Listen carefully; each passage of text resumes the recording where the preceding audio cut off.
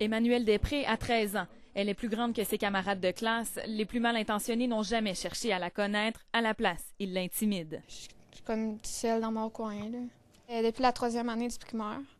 Puis on me traite de grosse, puis de baleine, puis de King Kong. Le suicide de Marjorie, plus tôt cette semaine en Gaspésie, a bouleversé une population en entier, y compris et surtout cette famille. Quand ton enfant se fait intimider, tu veux l'aider. Puis je me suis dit, ça aurait pu arriver à ma fille.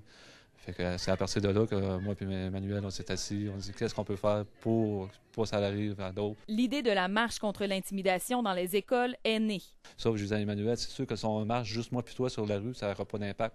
Une fois la page créée sur Facebook, en 48 heures, près de 100 personnes avaient répondu présentes. Dimanche le 11 décembre à 10h30, les marcheurs partiront de l'aréna Jean-Guy Talbot vers le bureau de la députée Noëlla Champagne. On va y déposer une pétition pour que le gouvernement y ait plus de fonds pour qu'il y ait plus de personnes qui interviennent dans ça, puis pour que ça arrête l'intimidation, parce que c'est comme trop. Ce consultant en prévention de la violence est convaincu que la solution repose sur la prévention et non pas sur la répression. Ça se civilise, ça. Tous les êtres humains peuvent devenir des tyrans pour les gens qui vivent autour d'eux, et ils peuvent devenir des anges gardiens. Parce que les deux s'entendent pour dire qu'outre l'intimideur et l'intimidé, il y a un troisième joueur dont le rôle est majeur, le témoin. Il faudrait vraiment arrêter, puis les témoins, il faudrait le dire.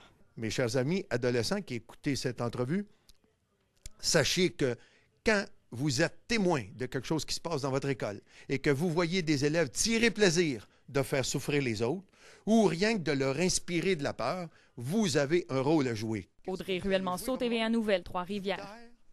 Faire comme si ça n'existe pas.